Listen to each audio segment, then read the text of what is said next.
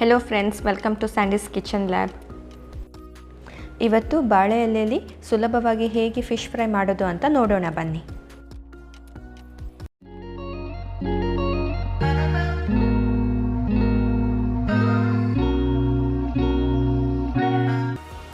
ನಾನು ಇಲ್ಲಿ ಅಂಜಲ್ ಫಿಶನ್ನು ತೊಗೊಂಡಿದ್ದೀನಿ. ಇದಕ್ಕೆ ಸುರ್ಮೈ, ಕಿಂಗ್ ಫಿಶ್ ಅಥವಾ ಇಸ್ವಾಣ ಅಂತ ಕೂಡ ಕರೆಯುತ್ತಾರೆ.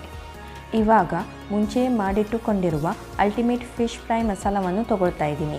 ಈ ಅಲ್ಟಿಮೇಟ್ ಫಿಶ್ ಫ್ರೈ ಮಸಾಲದ ವಿಡಿಯೋಗಾಗಿ ಮೇಲ್ ಬರುವ ಲಿಂಕನ್ನು ಕ್ಲಿಕ್ ಮಾಡಿ ಅಥವಾ ಡಿಸ್ಕ್ರಿಪ್ಷನ್ ಬಾಕ್ಸ್ನಲ್ಲಿ ಕೂಡ ಚೆಕ್ ಮಾಡಬಹುದು.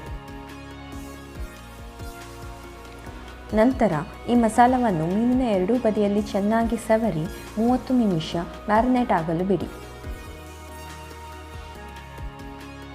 ಇವಾಗ ಬಾಳೆ ಎಲೆಯನ್ನು ಒಲೆಯ ಮೇಲೆ ಲೈಟಾಗಿ ಬಾಡಿಸಿಕೊಳ್ಳೋಣ. ಈ ಥರ ಬಾಡಿಸಿಕೊಳ್ಳುವುದರಿಂದ ಬಾಳೆ ಎಲೆಯು ಹರಿಯುವುದಿಲ್ಲ. ಈ ಬಾಳೆ ಎಲೆಗೆ 1 ಚಮಚ ಎಣ್ಣೆ ಮತ್ತು ನಿಮ್ಮ ರುಚಿಗೆ ಅನುಗುಣವಾಗಿ ಅಲ್ಟಿಮೇಟ್ ಫಿಶ್ ಫ್ರೈ ಮಸಾಲವನ್ನು ಸವರಿಕೊಳ್ಳಿ. ನಂತರ ಮ್ಯಾರಿನೇಟ್ ಆದ ಮೀನನ್ನು ಇಟ್ಟು 1 ಚಮಚ ಫಿಶ್ ಫ್ರೈ ಮಸಾಲವನ್ನು ಸವರಿ 1 ಚಮಚ ಎಣ್ಣೆಯನ್ನು ಹಾಕಿ. ಈಗ ಈ ರೀತಿ ಮೀನನ್ನು ಬಾಳೆ ಎಲೆಯಲ್ಲಿ ಫೋಲ್ಡ್ ಮಾಡಿ ಕಟ್ಟಿಕೊಳ್ಳಿ. ನಾನು ಇಲ್ಲಿ ಬಾಳೆಗಿಡದ ಬಳ್ಳಿಯನ್ನು ನೀರಿನಲ್ಲಿ ನೆನೆಯಿಟ್ಟು ಬಳಸಿಕೊಂಡಿದ್ದೇನೆ. ನೀವು ಯಾವುದೇ ಬಳ್ಳಿ ಅಥವಾ ದಾರದ ಸಹಾಯದಿಂದ ಕಟ್ಟಿಕೊಳ್ಳಬಹುದು. ಪುನಃ ಎಣ್ಣೆಯನ್ನು ಬಾಳೆ ಎಲೆಯ ಹೊರಭಾಗದಲ್ಲಿ ಸವರಿಕೊಳ್ಳಿ.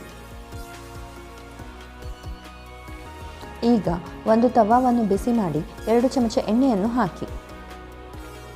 ನಂತರ ಬಾಳೆ ಎಲೆಯಲ್ಲಿ ಕಟ್ಟಿಕೊಂಡಿರುವ ಮೀನನ್ನು ಹಾಕಿ ಎರಡೂ ಬದಿಯಲ್ಲಿ 1 ನಿಮಿಷ ಮೀಡಿಯಂ ಫ್ಲೇಮ್ನಲ್ಲಿ ಫ್ರೈ ಮಾಡಿಕೊಳ್ಳಿ.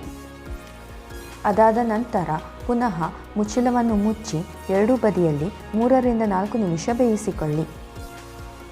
ಪುನಃ ಮುಚ್ಚಳವನ್ನು ತೆಗೆದು ಎರಡೂ ಬದಿಯಲ್ಲಿ 1 ನಿಮಿಷ ಫ್ರೈ ಮಾಡಿಕೊಳ್ಳಿ.